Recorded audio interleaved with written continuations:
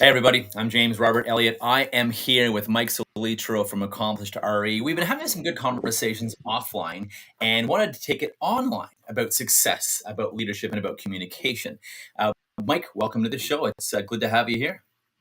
Yeah, thanks for having me, James, and thanks for hitting live because we were kind of going into it like, somebody else might want to hear this and it could be helpful to others. So it makes sense to put it out there. Right on, right on. Yeah, exactly. We're having such a great conversation. And I'm like, we're both thinking we should just go live with this dialogue we're having on leadership, on communication. That's too funny.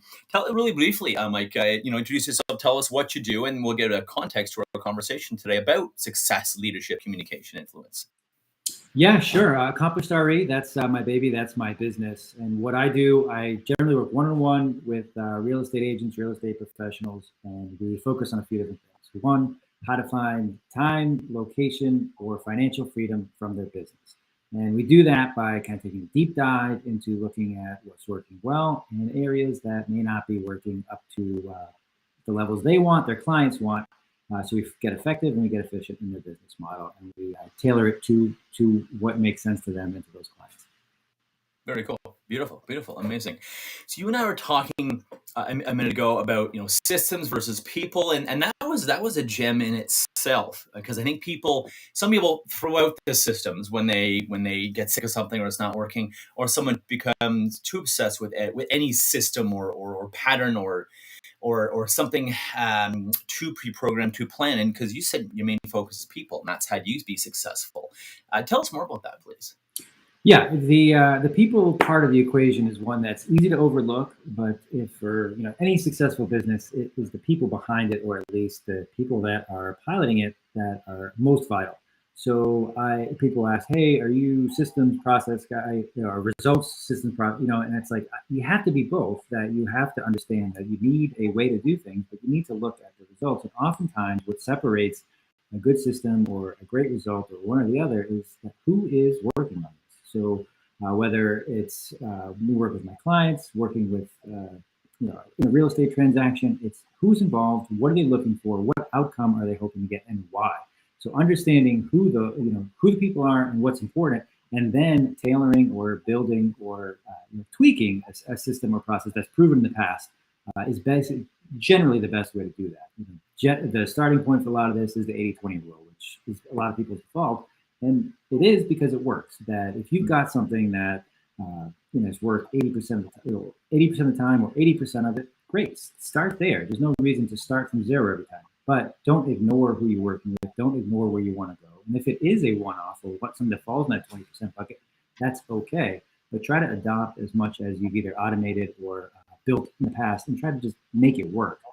Because a lot of times, as you said, it's this system won't work, so let me just do something completely different, or let me start again. And just the amount of waste that goes into that is it's kind of sad when you look back at it. It is, and it was interesting leaving a corporate environment and starting my own gig. And I'm like, screw this, threw everything out, all the systems out, and it was just me. And luckily, I'm great with people. Although the problem was, it was hard to without any systems, let's say a CRM or database, because customer information. It was hard. I was just winging. Well, I wasn't winging it, but I was going by memory on calls. Okay, is this person this, or did they have a dog, or did their daughters go to college, or whatever it was, or having automated lead follow-ups, automated email follow-ups, little application that would alert me, hey James, time to follow up with Mike, or time to follow up with Fred or Dorothy or whatever.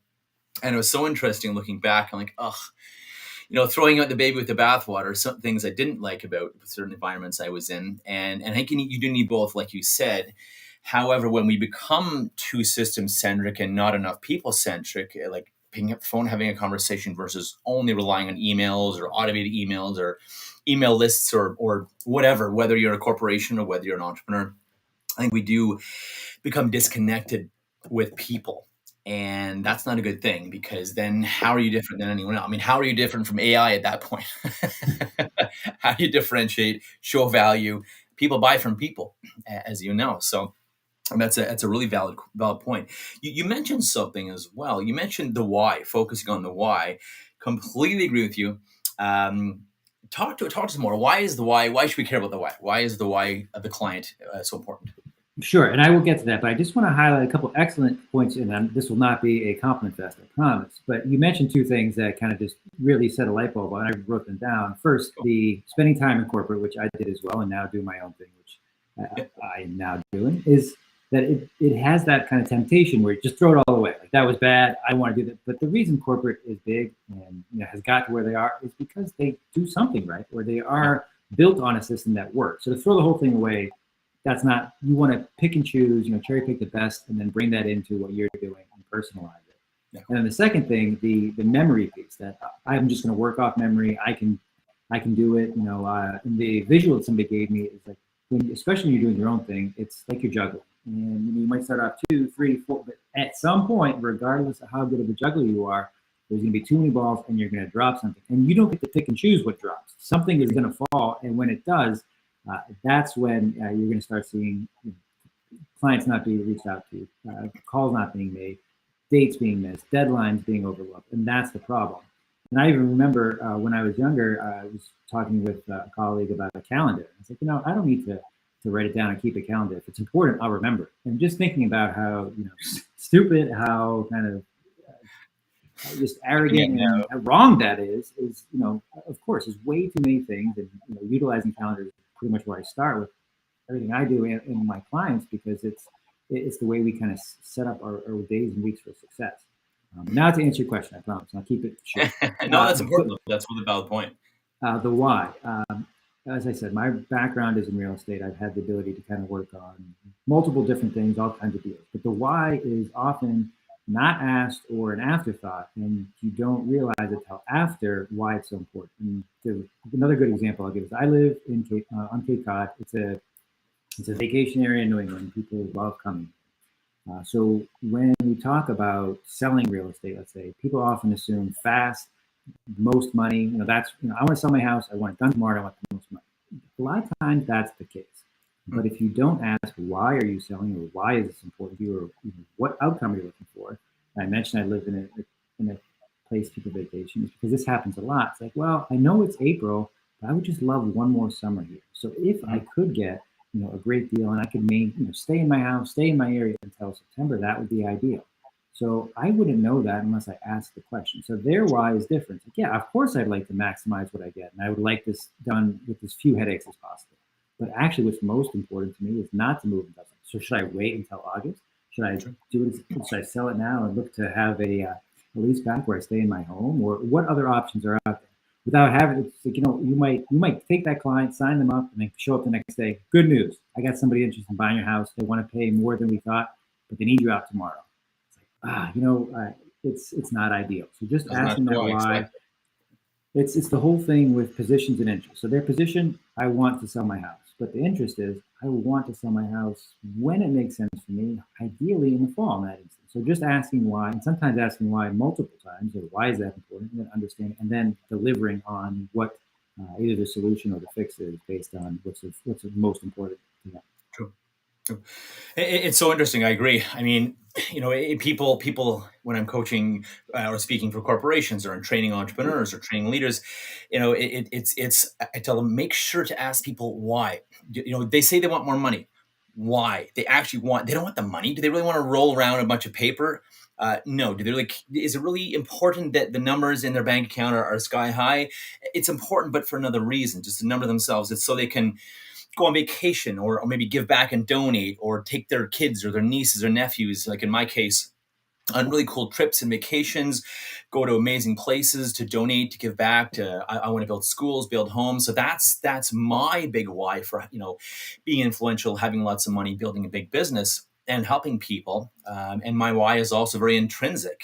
I struggle with communication, leadership, influence a lot when I was younger, and doing so much work on that. It's become a 180. So my big why is helping others. And sure, money is a measure of that, of the number of people I help in the world. Like Khalil Gibran says, he said, let the money you make be a measure of your success and contribution in the world.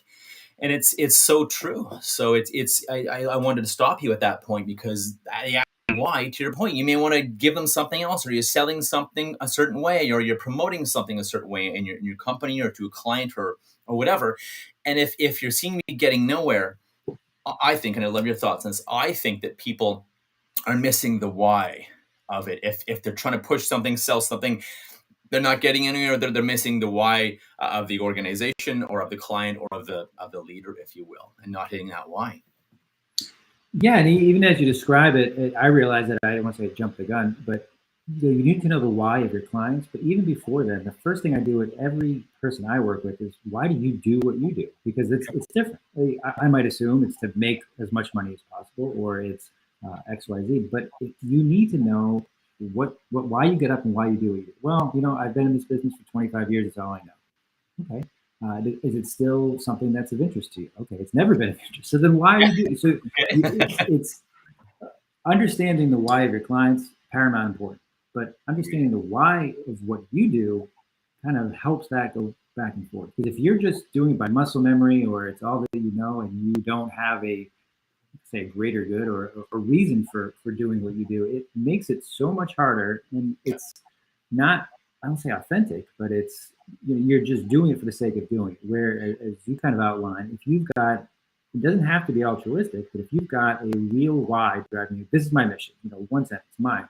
I want to work with as many real estate agents as possible to get them that time, location, and financial freedom.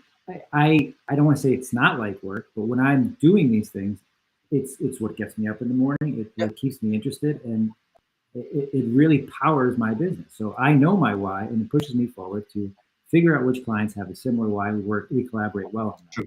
True. So it's you have to know what drives you, and it starts with what's your why, what's your mission. I think it's a really valid point, and it can either get you excited to, because certain people, when I talk to them, I get super pumped, super excited to talk with them, to work with them. You and I had such a cool alignment and conversation, and that's why I wanted you on this show.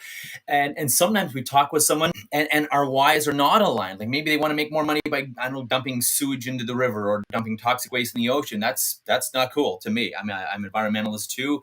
I think we need a balance. Yes, we can't turn off all the electricity or stop driving all the cars today. However, anyways, that's another podcast. However, we're not doing enough. And I've seen over my 42 years, I've seen the world change. It's no lie. I've literally seen the world change. That being said, though, it's do we align with their why? Do I want to work for this company? Do we want to work with this client? I really, Arlene Dickinson of the Dragon's Den, one of the Dragon's Den shows, I love how she talked when she was starting her company venture, because they would say no to certain people if they weren't aligned with them, or it wasn't ethical, or clients want to do something unethical. Or whatever, or she didn't feel aligned. She said, they're going to pay us lots of money, but they're going to be jerks to work with. Sorry, we're not interested. And that really resonated with me, because I'm the same way. I don't work with everyone. I don't work with every corporation. I don't work with every entrepreneur, because it can suck the life out of you and suck the joy out of you to work with the wrong company. So I think we need to be very cognizant of that too, that again, make sure it aligns with your own why. Do I value what this person is doing? And because not everyone's for everyone. We resonate with different people, and that's why I don't believe in competition. Even if we do the same thing, different people resonate with different people. So yeah, for sure. And it does start with how you build it. That if you even have a mindset of, well, I don't want to do that down the line, but I have to do that now because I'm new, or because I need to take on as many you can, but you're going to keep seeing that trickle into your business. So you really want to build it on a foundation of where you see yourself going, as opposed to kind of just taking on every client, every project, every piece of work, because you come from a position where you feel you need to. Of course, it's different for everybody, but you want to build toward where you want to be ultimately. And that's the thing. I mean, who knows? Maybe you may make more money. I don't think so. I think you make the most money by doing the most amount of work you love with the people you love. But who knows? Maybe I'm wrong. Maybe you do make more money by accepting, every single client and known to man, known to humankind, and you'll be pulling your hair out. But if you're okay with that because you're rich, cool. Good on you. I've worked with clients that were the wrong clients, and wow, did they ever take 2 to 3 times the amount of time for me than the right clients do. So that's my thoughts on the wrong clients will make you broke. I could be wrong. Maybe accepting every single client possible for some companies is profitable. I don't find it fulfilling. Let's talk next a bit about communication, because you and I are talking about that as well, and good communicating with your teams, with your vendors. with your staff, with your clients. Talk to us a bit about that. What do you find are some of the most powerful, I guess I'll call them keys to good communication? I'll read that John Maxwell quote in a minute that I read last night. I think that's a powerful way to tie out this. Yeah, communication is forget a conversation. It's books on books on books as far as what works, how, why, when, and all of those things. But what came to mind as we talked about Maxwell, and I don't know if I can attribute this to Maxwell, but I heard this and it just stopped me in my tracks because I consider myself, I'm a great communicator. You know, I say what I'm thinking, and people know what I'm talking about. I can inspire them. I can influence. But the idea was there's four things that happen when you communicate. There's what you think you're saying. There's the words you actually say. Then there's what they hear, and then there's what they understand. So now we're 4 degrees away from what was going on here, and that's just a one-on-one. That's a one-on-one conversation. Forget about talking to a room full of people, a team full of people, and people that know you. Well, he said this, but he means this. So biases exactly. He probably means this, or he's doing this again, or she's doing that again, or she's probably talking about this again. Well, maybe not. Maybe not. We're already listening to our listening has already worked before we even persons open their mouth. But continue, please. I interrupted you. No. And I'm glad you did. It's all of those things. So you might say, well, I don't want to repeat myself. I don't want to say this again. But asking questions, and then there's artful ways to do this. And then even if you ask, did you understand?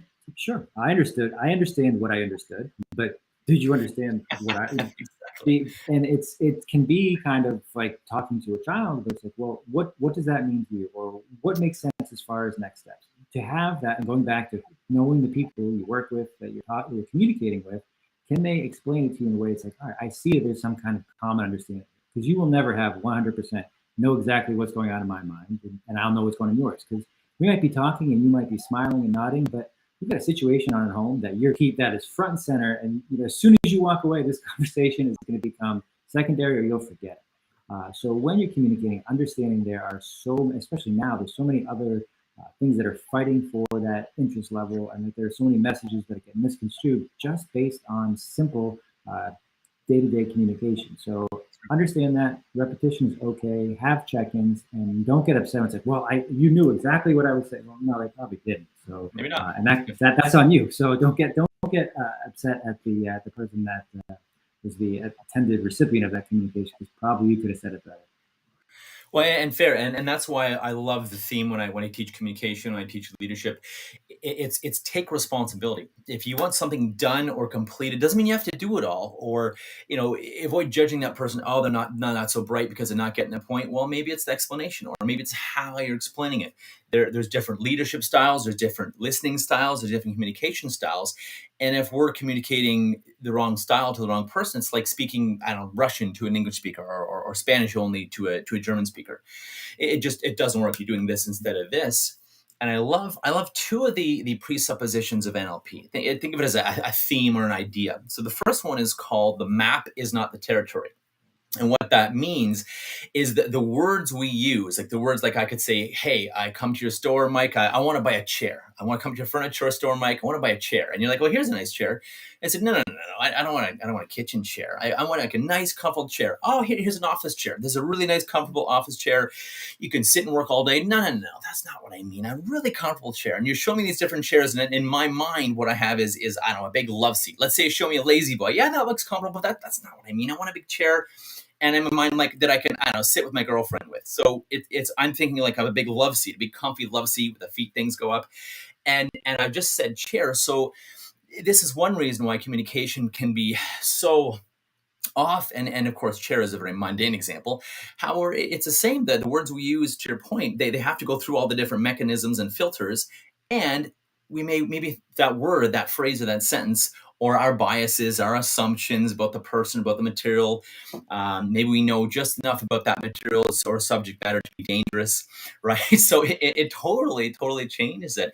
And then the other NLP presupposition or theme that I love is the meaning of communication is the response you get.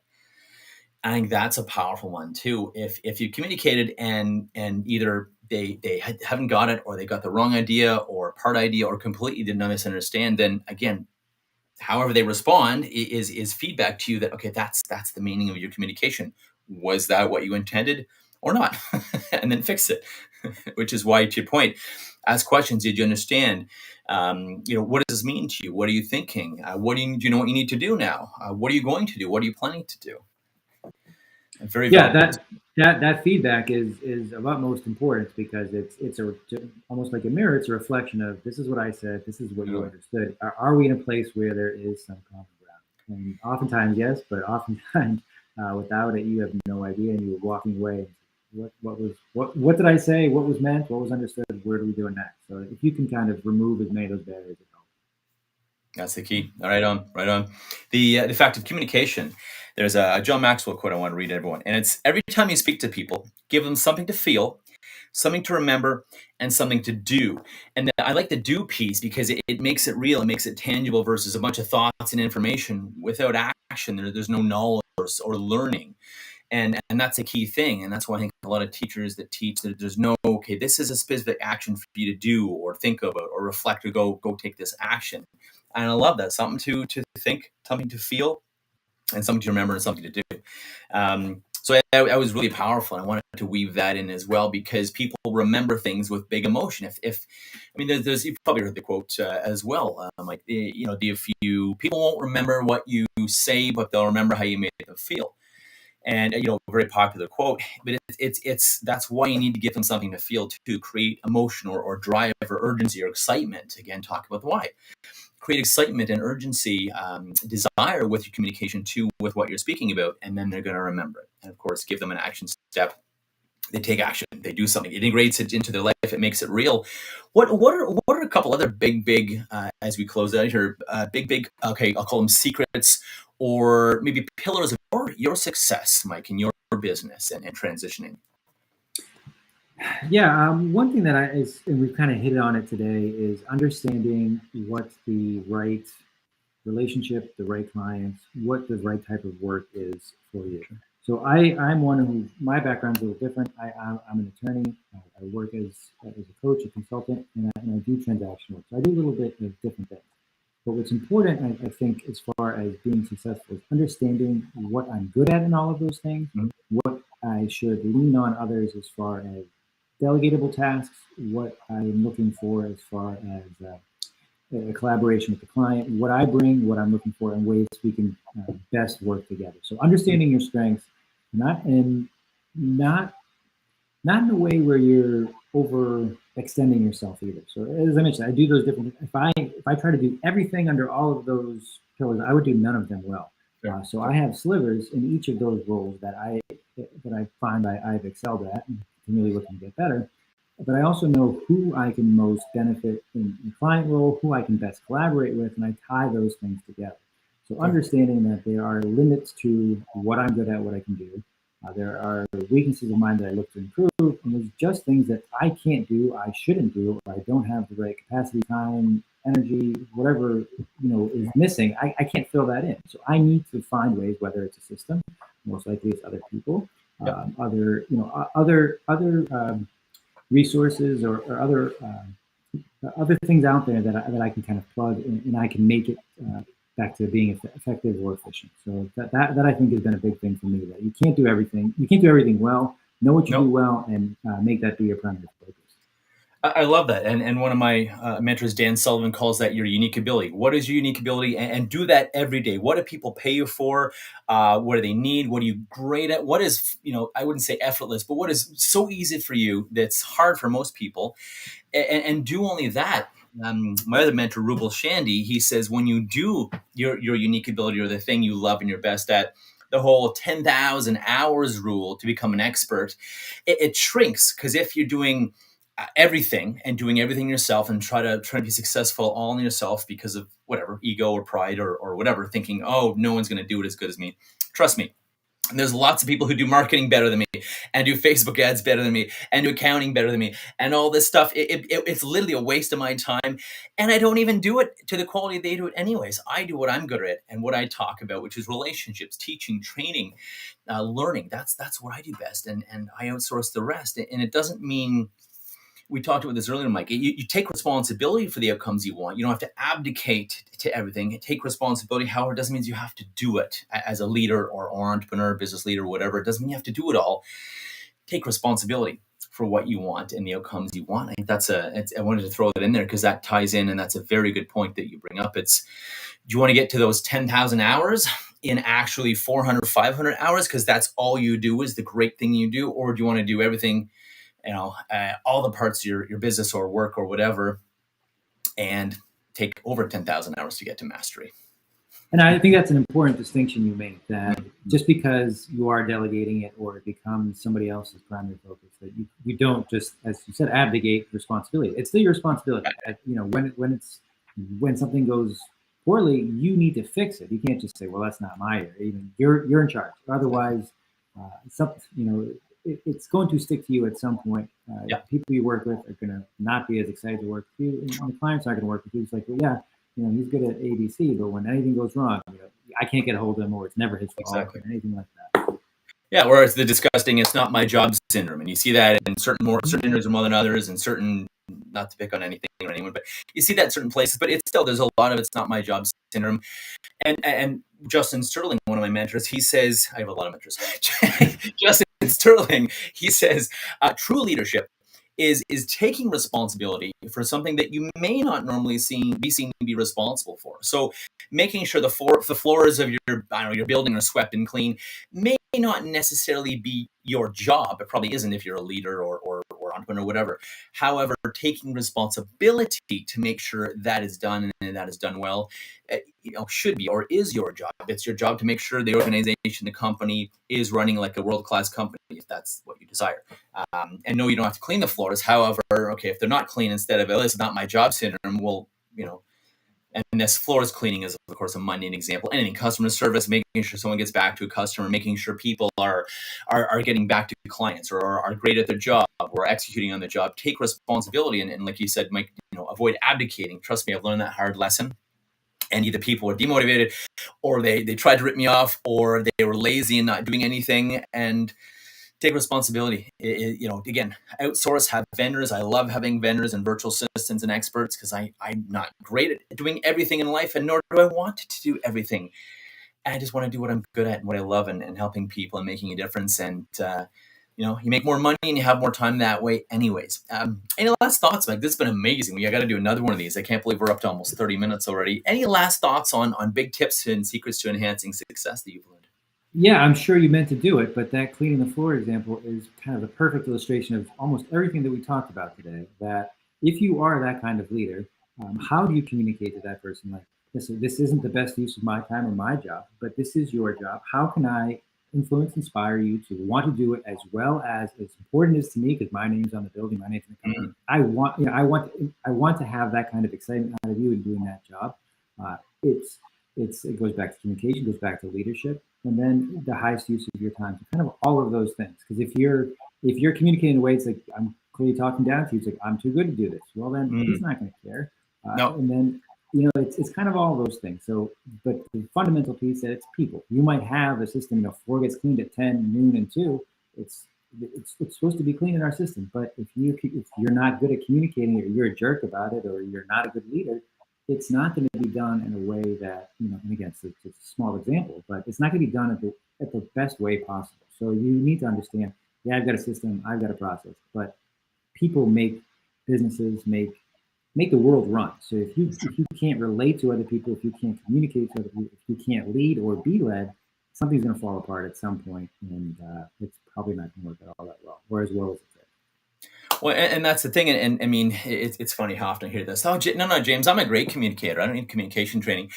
And I'm like, okay, well, let's say that is true. I think most people could you do even better? Would it help you? Are you making millions or billions of dollars a year?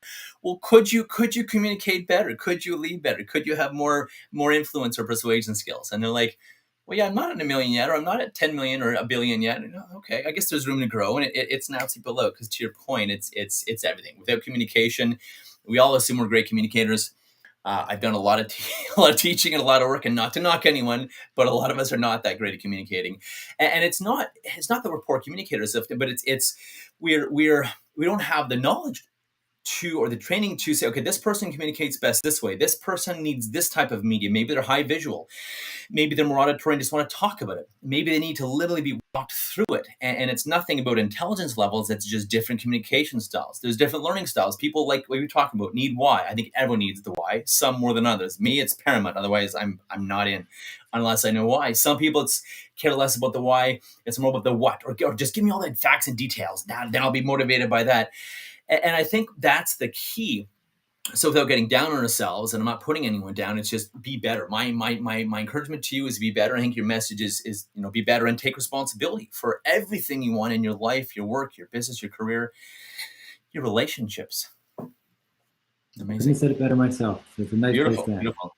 Amazing, brother. Amazing. This has been awesome having you here. By the way, guys, I'm going to pop this up here. This is Mike's information as well. If you want to get a hold of Mike, AccomplishedRE, Mike at AccomplishedRE.com, or just I messed that up, my bad. Mike, www.accomplishedre.com.